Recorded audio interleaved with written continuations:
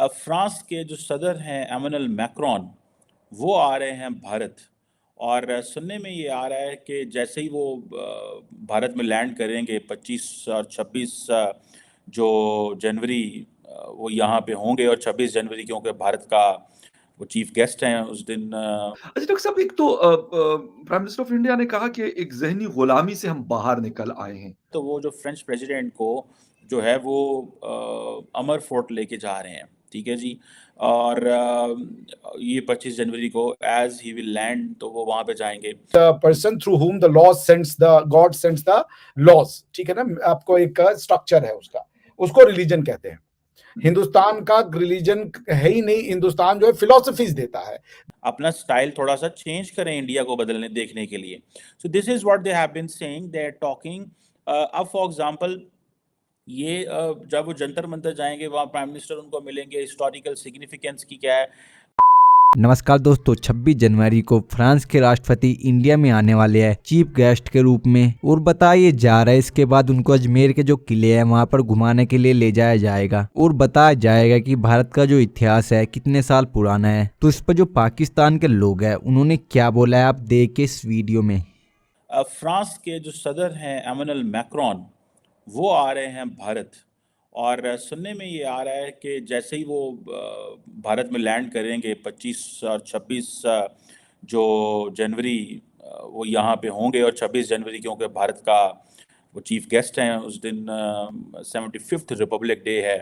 और आपको पता है कि इस हवाले से वो जिन जगहों पे जाने जा रहे हैं, इंडिया बेसिकली वो जो डॉक्टर जयशंकर कह रहे हैं कि हम एक सिविलाइजेशनल स्टेट हैं, वो उनको हिस्ट्री दिखाना चाहते हैं, कल्चर दिखाना चाहते हैं, और बताना चाहते हैं भाई हम बहुत पुराने हैं। जैसे आप के जैसे फ्रांस बड़ा पुराना है, फ्रांस की हिस्ट्री लोगों को बताते हैं जी ये चीज़ जो है वो इतने साल पुरानी है, ये चीज़ इतने साल पुरानी है। तो वो कह रहे हैं कि हम भी फ्रेंच को बताना चाहते हैं कि हम कितने पुराने हैं। अब इस पे बहस करते हैं थोड़ी सी। देखिए, सुनने में आ रहा है कि सबसे पहले तो वो जो फ्रेंच प्रेसिडेंट को जो है वो अमर फोर्ट लेके जा रहे हैं, ठीक है जी। और ये 25 जनवरी को एज ही विल लैंड तो वो वहाँ पे जाएंगे। और वहाँ पे जिसे वो कहते हैं ना, बड़ा अपना दिन शिन गुजारेंगे। कोई कल्चरल इवेंट भी होगा वहाँ पे, और प्रेसिडेंट के लिए। देन सुनने में आ रहा है कि वो जंतर मंतर जाएंगे जहाँ पे वज़ीर आज़म नरेंद्र मोदी भी वहाँ पे होंगे। और हिस्टोरिकल सिग्निफिकेंस देखिए, पूरा फर्स्ट डे जो है वो हिस्ट्री ऑफ इंडिया दिखा रहे हैं उनको। Why is it required to show history to French president of India? It is not just for the French president. It is to create optics for the global audience. That जब आप देखें नरेंद्र मोदी जंतर मंतर जाए, अमर fort जाए, तो that will not make global headlines. That will make national headlines primarily. But when a French president, who is like the most powerful country in the Europe, and they have that strategic relationship with India, when he will go to Jantar Mantar, Amar Fort, and other places, then definitely that will create a historical एक वो global headlines मिलेंगी। सो वो जो doctor Jaishankar, मैंने जैसे आपको पहले कहा कि वो बता रहे हैं कि भाई हम यहाँ पे 80 बड़े पुराने हैं, ये आप इंडिया को ऐसे ना देखें जैसे आप देख रहे हैं। अपना स्टाइल थोड़ा सा चेंज करें इंडिया को बदलने देखने के लिए। So this is what they have been saying, they are talking. अब फॉर एग्जांपल ये जब वो जंतर मंतर जाएंगे वहाँ प्राइम मिनिस्टर उनको मिलेंगे, हिस्टोरिकल सिग्निफिकेंस की क्या है। एंड वो कहते हैं ये फ्रेंच के लिए, ठीक है जी। वहाँ पे वर्ल्ड की सबसे बड़ी जो है ऑब्जर्वेटरी है, वर्ल्ड हेरिटेज साइट है, जंतर मंतर की बात कर रहा हूँ। वहाँ पे लार्जेस्ट स्टोन है दुनिया का। और सुनने में आता है कि कोई एक फ्रेंच जो एस्ट्रोनॉमर था, वो भी वहाँ पे जो उसने वो थोड़ी देर रहा बंगाल में कहीं पे इस तरह।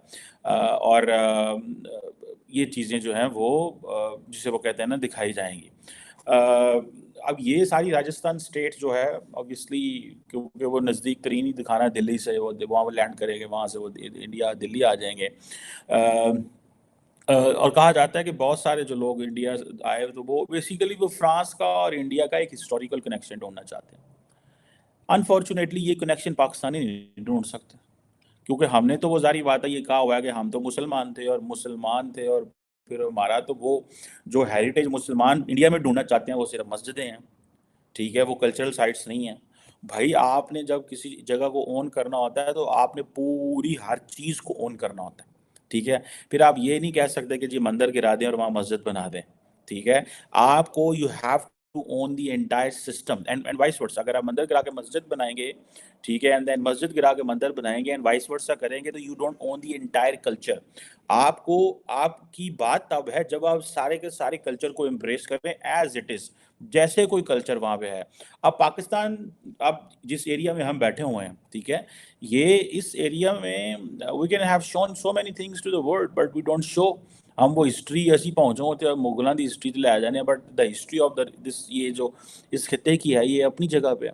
अब सुनने में आ रहा है कि वो जो बताएंगे जी कि जितने भी उस वक्त क्या नाम है, जो एस्ट्रोनॉमिकल जो इंस्ट्रूमेंट्स आते थे, ठीक है जी, वो भी यहाँ बिल्ड हुए थे, और जयपुर के अंदर, राजस्थान के अंदर, और इस तरह की बहुत सारी चीज़ें जो हैं वो देन सुनना है कि जॉइंट रोड शो होगा जंतर मंतर में, जिसे वो कहते हैं ना, फिर हवा महल में वो रुकेंगे वो।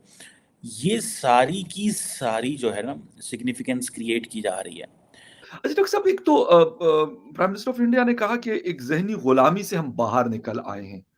अ, चीज़ एक थी कि जिसकी वजह से वो कह रहे थे कि ये इतने अरसे से, इतने सालों से एक तो इसके ऊपर, और दूसरा एक पॉइंट मैं कहीं पढ़ रहा था कल रात को कि लोग कहते हैं जी सेकुलर है और हिंदुइज्म को फॉलो करता है, ये इसके ऊपर थोड़ा-सा आप अपना बाद में टेक दीजिएगा, लेकिन जो ज़हनी गुलामी वाली बात प्राइम मिनिस्टर साहब ने की, उस हवाले से आपका क्या स्टांस है कि वाक़ई ये एक पूरी बड़ी जर्नी मतलब क्रॉस की है हिंदुस्तान के लोगों ने या हिंदू रिलीजन को फॉलो करने वालों? देखिए फ़खर भाई, ये बड़ा बहुत ज़बरदस्त क्वेश्चन है, इसको आपको समझना पड़ेगा। हिंदू रिलीजन नहीं है, हिंदू ने कभी रिलीजन नहीं दिया। रिलीजन होता है कोड ऑफ कंडक्ट, जिसको आपको मानने वाले कुछ चीज़ें माननी होती हैं, अगर आप मानते हैं तो वो कोड ऑफ कंडक्ट आपके ऊपर लागू होता है। ये रिलीजन का कॉन्सेप्ट एक्सक्लूसिवली आता है अब्राहमिक फेथ से। मोसेस इसकी शुरुआत करते हैं, वो आपको लॉ बताते हैं। प्रॉफिट मतलब लॉ जो है वो भगवान जो है वो किसी मनुष्य के थ्रू भेजता है आपको। There is a person through whom the law sends the god sends the laws, ठीक है ना? आपको एक स्ट्रक्चर है उसका, उसको रिलीजन कहते हैं। हिंदुस्तान का रिलीजन है ही नहीं, हिंदुस्तान जो है फिलोसफीज देता है। धर्म इज अ फिलोसफी, धर्म इज नॉट अ रिलीजन। इसको ऐसे समझ ले, कॉन्स्टिट्यूशन और स्टैट्यूट के बीच का अंतर है। जैसे भारत की जो वेद है वो किसी को हिंदू को नहीं डिफाइन करती, वो मनुष्य को डिफाइन करती है। वो ये नहीं कहती कि हिंदू हो तो वेद योग करो। योग मनुष्य के अंदर चूंकि व्याधियां होती हैं, मनुष्य का स्ट्रक्चर ऐसा है, उसके लिए योग करो। तो ये हिंदुइज्म रिलीजन नहीं है कभी। रिलीजन अगर आप लॉज सेंड बाय गॉड को, कोड ऑफ कंडक्ट को अगर रिलीजन कहते हैं कि भाई गॉड ने हमारे हर एक्शन के लिए लॉ बता दिया और हमें उसी लॉ के हिसाब से जीना है, और उसको रिलीजन कहते हैं। इंडिया में ऐसा कभी नहीं था, कभी भी भगवान ने आपको कोड ऑफ कंडक्ट नहीं भेजे। भगवान ने जो वेद है उसमें यह बताया कि मनुष्य इस तरीके के होते हैं, मनुष्यों की ये चीजें होती है, और मनुष्य ऐसा करेगा तो उसको लाभ होगा। इंडिया नेवर स्पोक गेव, इसको वेद किसको मिला ये भी नहीं पता है।